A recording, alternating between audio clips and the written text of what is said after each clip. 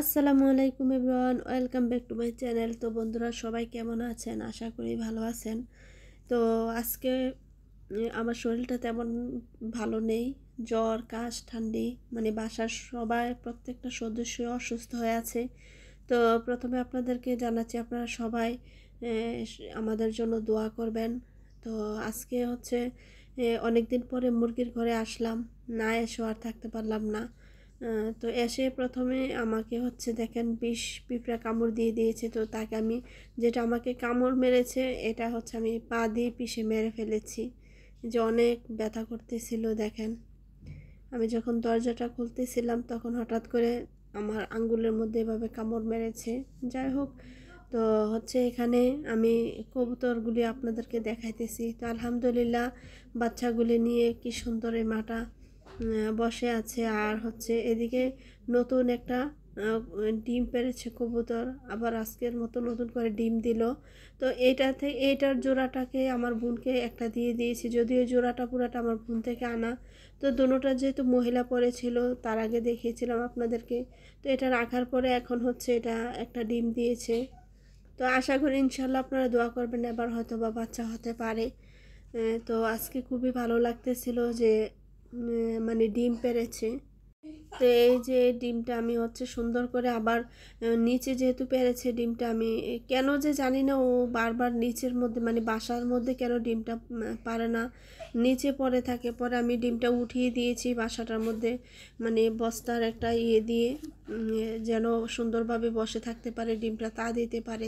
দেখছেন আমি কত সুন্দর করে এটাকে প্রসেস করে দিয়েছি আর কি। তো বন্ধুরা আমার কথাতে অনেক বেশি ভুল ত্রুটি হয়তো বা হতে পারে আজকে, কারণ যেহেতু আমি অসুস্থ তেমন ওইভাবে ভালোভাবে কথা বলতে পারি না। তো অবশ্যই আপনারা ভিডিওটা সুন্দরভাবে বোঝার চেষ্টা করবেন এবং আমাকে ক্ষমা সুন্দর দৃষ্টিতে ইয়ে করবেন। আর এই যে দেখেন চতুর্দিকে বৃষ্টির পানি পড়ে, বা অনেক দিন ধরে মুরগির ঘর ধুইতে পারি না বেশি অসুস্থতার কারণে। তো এখন আরও বেশি অসুস্থ হয়ে আছি। তো একটু এসে খাবার একবেলা খাবার দিয়ে চলে যায়। আর এদিকে তিথির মুরগি ছিল, এটা দেখেন এই জায়গা সমস্ত জায়গা ট্রেগুলি ময়লা হয়ে আছে অনেক বেশি। আর দেখতে পাচ্ছেন কত মলদার লেগে আছে প্রত্যেকটা ট্রে। তো আজকে এগুলি যত বড় আমি অসুস্থ ছিলাম না কেন, আজকে এগুলি পরিষ্কার করার জন্যই আসছি। তো দেখেন নিচে উপরে ট্রে বা মুরগির ঘরের ভিতরের অবস্থা খুবই খারাপ, নোংরা। মানে এই নোংরাটা আমি আর নিতে পারতেছি না। আমি আজকে জ্বর নিয়ে, আমার এত অসুস্থ শরীর নিয়ে আমি হচ্ছে চলে আসছি ওদেরকে মানে পরিষ্কার পরিচ্ছন্নতা করার জন্য আর কি। তো দেখতে দেখতে পারতেছেন কত ময়লা, আর বৃষ্টি হলে পানি ঘরে ঢুকে। দেখেন পানির অবস্থা কত, এমনিতে পানি পড়ে তারপর সেট সেট হয়ে থাকে, বৃষ্টি গন্ধ আসে।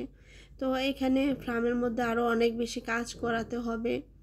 তো আর বিশেষ করে এখন এই মুহূর্তে কাজ ধরতে চাইতেছি না, তারপরও ধরা লাগবেও হয়তো বা বৃষ্টির পানি যেহেতু বাসায় মানে মুরগির খামারের ভিতরে ঢুকে। তো তার মধ্যে আমি হচ্ছে দেখেন পানি পুরা খামারের মধ্যে পাইপ দিয়ে পানি বেশি করে দিয়েছি, যেন যেই ময়লাগুলি আছে এগুলি নরম হয়, তখন আমি এটা দিয়ে টেনে টেনে বাইরে বের করে দিতে পারি।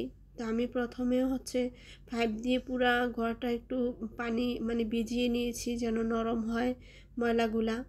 তো এভাবে অনেক সুন্দর করে আমি ঘরটা পরিষ্কার করব আর কি। আপনারা তার মধ্যে আগে থেকে জানেন যে আমি এভাবে ঘরটা পরিষ্কার করি। আসলে এইটার দ্বারা ঘরটা পরিষ্কার করতে অনেক বেশি সুবিধা হয়। প্রথম প্রথম যখন ঝাড়ু দিয়ে করতাম তখন আমার অনেক কষ্ট হতো, মাজাতে ব্যথা করতো। আর আলহামদুলিল্লাহ এই এটা আনার পরে হচ্ছে এটা দিয়ে টেনে টেনে পানি বের করে দিয়ে আমার তেমন কষ্ট হয় না। তো আর প্রচুর ময়লা জমে গিয়েছে, আপনারা দেখতেছেন প্রচুর ময়লা। তো এখানে আমি একবার দুইবার পানি দিয়ে ইয়ে করলে হবে না, আমি দুই তিনবার হচ্ছে এটাকে পানি দিয়ে হচ্ছে পরিষ্কার করা লাগছে আর কি, টেনে টেনে। তো যদিও আমি অনেক বেশি অসুস্থ, বাসায় যাওয়ার পরে হচ্ছে আমি সুন্দরভাবে গোসল করে ফেলবো গরম পানি দিয়ে। আমার যেহেতু অনেক ঠান্ডা লেগে আছে, কি করব বন্ধুরা দেখেন, মানে মুরগির ঘরে এসে যে খাবার দিয়ে চলে যাব, বা মানে পাটা কোথায় ফেলবো, মানে পাটা ফেলার মতো আর কোনো জায়গা নেই আর কি, এত বেশি ময়লা ছিল। বা এত নোংরা ছিল। তো যাই হোক, মুরগির ঘর পরিষ্কার করা হচ্ছে এদিকে, মানে মোটামুটি ক্লিয়ার করে ফেলেছে। ওই দিক দিয়ে বৃষ্টি চলে আসছে। তো মুরগির ঘরের ভিতরটা পরিষ্কার করলাম, বাহির পাশটায় এদিকে কবুতরের খাঁচার নিচটা পরিষ্কার করতে হবে। বাহিরে প্রচুর পরিমাণে বৃষ্টি পড়তেছে। তো এগুলি দেখতেছি, আপনাদেরকে দেখাচ্ছি। দেখেন কোথায় কোথায় থেকে বৃষ্টি ঢুকে মানে মুরগির ফার্মে এদিক দিয়ে অঝরে পানি পড়তেছে। তো এটা আমি বন্ধুরা, আমি ভেবেছিলাম এটা মুরগির জন্য আমি আবারও মানে মাছের হাউসটা মুরগি ব্রুডিং করার জন্য নিয়ে নেব আর কি, বাচ্চাদেরকে ব্রুডিং করার জন্য। কিন্তু এখন আমি আবারও প্ল্যান করেছি যে না, আমি মুরগির ঘরটা তেমন বাড়াবো না। ভেবেছিলাম বড় করব, আমি এখন ভাবতেছি আমি বড় করব না, যেহেতু আমার মাছেরও শখ আছে। তো আমি এটার মধ্যে মাছই আমি করব। তো আমি আবারও কষ্ট করে এগুলি আবার একা একা এই নেটগুলি খুলতে হবে, আবারও সিস্টেম মতো মানে অন্যরকমভাবে এগুলো প্রসেস করব। আর প্রচুর পানি ঘরের ভিতরে এই যে সাইডগুলি দিয়ে ঢুকে, আমি অবশ্যই ওদের খাঁচাটার উপরে একটু ঢেকে দিয়েছি দিয়ে ট্রে দিয়ে। তো তারপরও পানি অনেক বেশি ভিতরে ঢুকে। তো আমি আপনাদেরকে এই পাশটা থেকে দেখাচ্ছি। এই যে উপরে মানে ফ্যানটার ওই পাশটা দিয়ে অনেক বেশি মানে বৃষ্টির পানি ঢুকতেছিল। আর নিচটা দিয়ে দেখেন, এই যে দেখেন পানি কিভাবে এদিক দিয়ে ভিতরে ঢুকে। তো এইগুলি আমি কিভাবে কি করব এই চিন্তাধারা করতেছি, কারণ প্রতিনিয়ত ঘর এভাবে ভিজে সেটে হয়ে থাকলে নিজের কাছেও খুব খারাপ লাগে বা ভালো লাগে না। তো দেখা যাক কি করা যায় বা কি করতে পারি, এটাকে আবার উলট পালট করব। আসলে করার কিছু নেই, যখন যেভাবে করার দরকার এভাবে করতে হবে। তো মোটামুটি আমি সুন্দরভাবে ঘরটা গুছিয়ে নিয়েছি, বা ধুয়ে মুছে পরিষ্কার করে ফেলেছি। ট্রেগুলি ধুয়েছি, অনেকগুলি ট্রে ধোয়া লাগছে, অনেকগুলি ট্রে ধুয়েছি। তো ধোয়ার পরে দেখেন আমার মানে পরিবেশটা এরকম দেখা যাচ্ছে।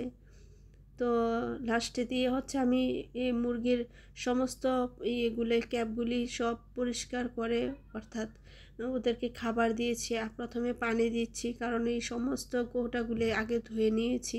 অনেক দিন ধরে যেহেতু পরিষ্কার করা হচ্ছে না, তো আজকে সব মুরগির ঘর ধুয়েছি, ট্রে ধুয়েছি, তারপর ওদের খাবারের কৌটাগুলি ধুয়েছি। তো এখন ওদেরকে খাবার দিচ্ছি।